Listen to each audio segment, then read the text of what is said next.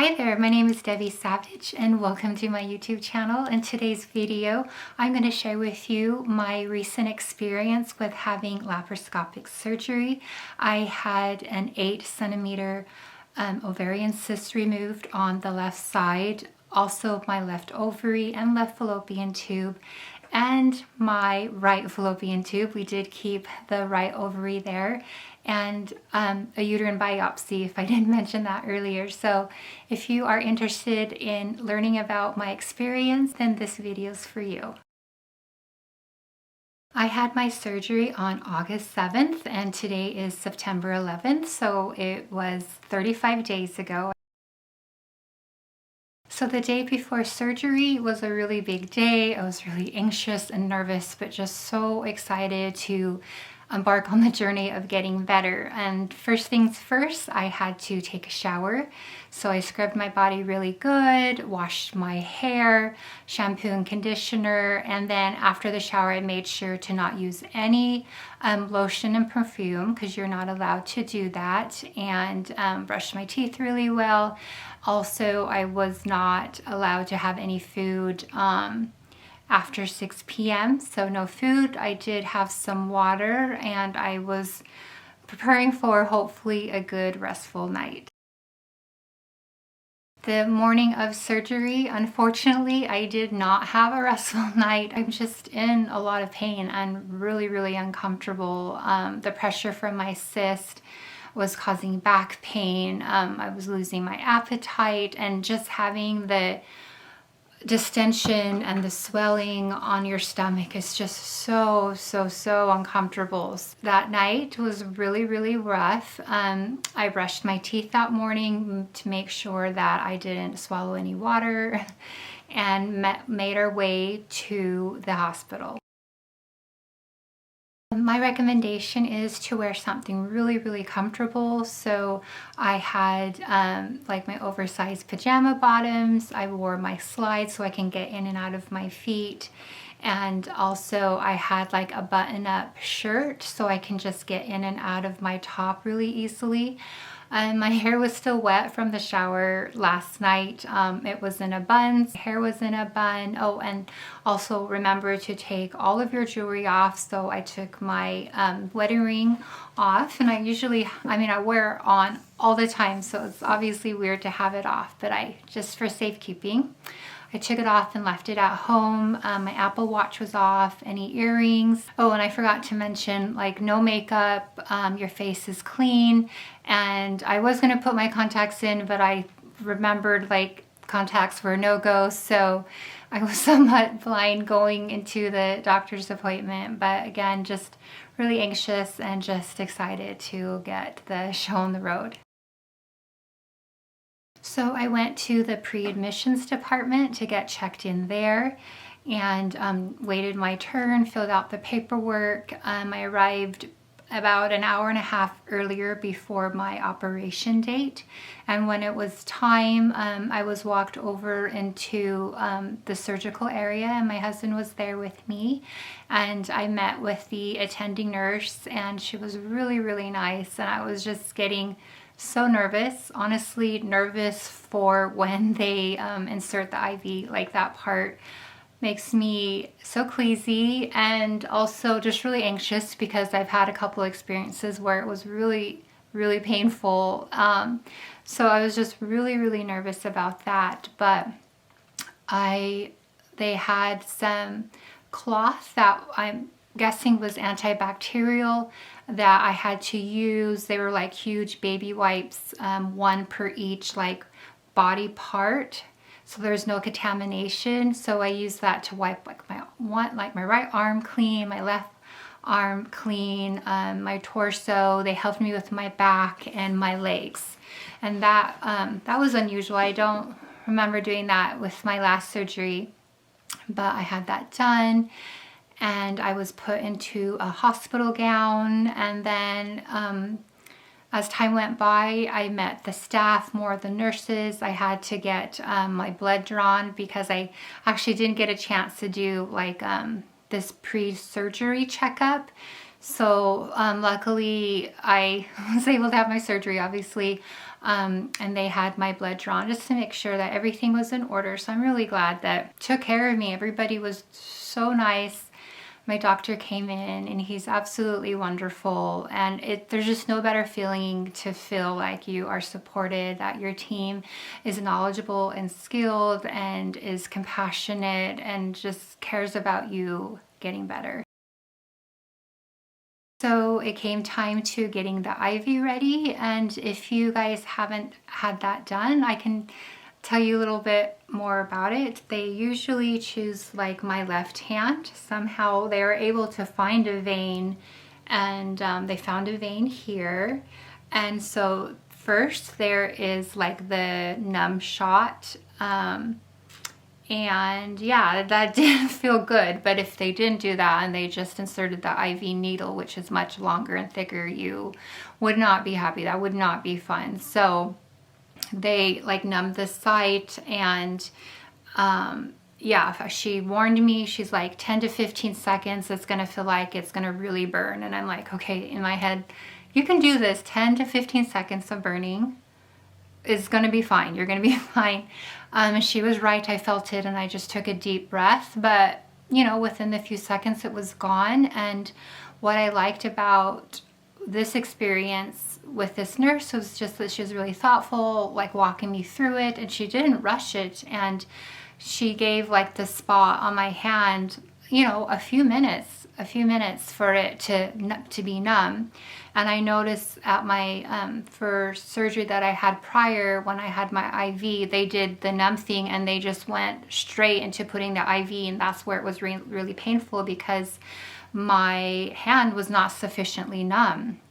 And so with her waiting a few minutes, which makes a world of a difference, when it came time to putting the IV needle, I honestly didn't feel anything, and I was bracing myself. So that was godsend. I was so happy, so relieved. And at that point, like, my nerves just completely, not completely, but was mostly resolved, because I had so much anxiety about that.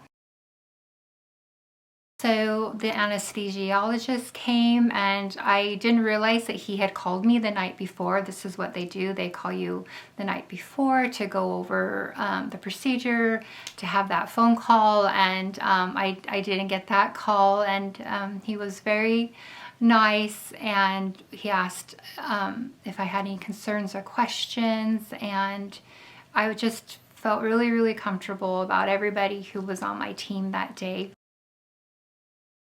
The doctor came in, and, you know, we discussed where the incisions would be. So there was an incision on my belly button, through my belly button, and to the left and to the right side, where they are going to, you know, target the ovarian cyst on the left, and then remove the right fallopian tube on my right side. And so there was like a Sharpie marker there where the incision sites were made. And again, the nurse came back, more forms, and just making sure that we were both on the same page of like what was happening. So again, like, my 8-centimeter ovarian cyst was going to be removed, along with the left ovary, along with the left fallopian tube, along with the right fallopian tube, right ovary staying, and a uterine biopsy, which will be sent to pathology to make sure that there's no cancer. So I really love that everything was so thorough. And not only was it, you know, verbally consenting, but also looking at the document and making sure everything is accurate. So it was time to head into the operating room, and my hair was put in, you know, one of those cute medical hair masks, and I said goodbye to my husband, and I was starting to get scared, but, you know, I was able to calm myself, self-soothe, and just know that this is exactly what needed to be done for me to start feeling better. Again, I just basically met my doctor like 2 weeks ago, got a call a week later, like, because he agreed, yes, you know, this needs to be out of you. You know, you're going to need a surgery. And then my surgery was booked like a week later. So everything was happening really, really fast, which again, I was so thankful for, because I've been suffering for so long. So they wheeled me out of that, I guess, check-in area, pre-surgery area. And then they started wheeling me down a hallway. Oh, and the anesthesiologist came in and talked to you some more. And at that point, he was giving me a flush of antibiotics. And also the medicine to make me sleepy. And I didn't know that. But as I was being wheeled down the hallway, and the hallway seemed so long, and I was just being observant and calm, and just being wheeled down, looking at everything, wondering, oh my gosh, how long is this hallway? And I fell asleep. I woke up to the nurse, gently waking me up and asking me how I was doing. And yeah, it just like happened so fast. It's like you close your eyes and then boom, like the surgery happened and you're awake. And I was dizzy and nothing, I guess, too terrible. Like you're disoriented and stuff. I felt like pressure in my stomach, and I guess the goal at that moment is to help me like wake up fully and to use the bathroom carefully, and to start getting me to walk on my feet to go to the bathroom so that I can go home as well. And there was apple juice there, and there was graham crackers there, and I started feeling pain, and I heard, it's better to catch that pain sooner than later. So I told the doctor, or the nurse there, yeah, like give me some pain medicine, which he did. And then my husband came, so it was good to have him there. And I just kind of like forced myself to like eat the graham cracker and to have more fluids to just get that in my system. And I just realized, oh wow, like this is really painful. Like it really hurt. And just kind of taking deep breaths. And when I stood up to use the bathroom, the nurse obviously was there as my help, and I was holding on to her, she was holding on to me, bracing me to make sure that my footing was steady. But I was like, oh my goodness, like my abdominal area was very, very tight, and I was in a lot of pain, and I was hunched over. I was like moaning. It just was just not fun. It was just not fun at all. And she was just really sweet. I was like, holy cow, like I feel like I've been hit by a car, And then I went to the bathroom, and then it freaked me out that there was blood. And then I also remembered, oh, I had a uterine biopsy too. And the nurse was like, don't worry, it's normal. And she was just so comforting and so sweet, because all of this was just really triggering for me. Excuse me, it's bringing up bad memories, but when I had my appendix out years back, and the experience was really negative. I was having abdominal pain, and it just got worse and worse and worse over 2 weeks.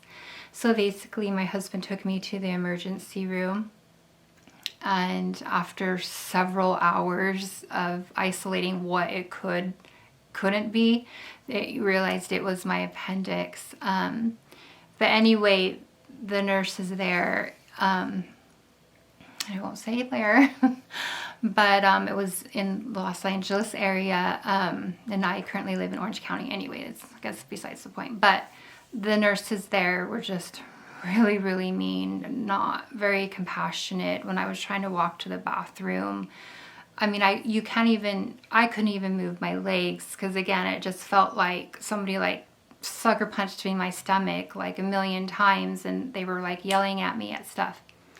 So thinking about that, having a flashback of that, experience compared to how lovely and wonderful the staff was to me this time around.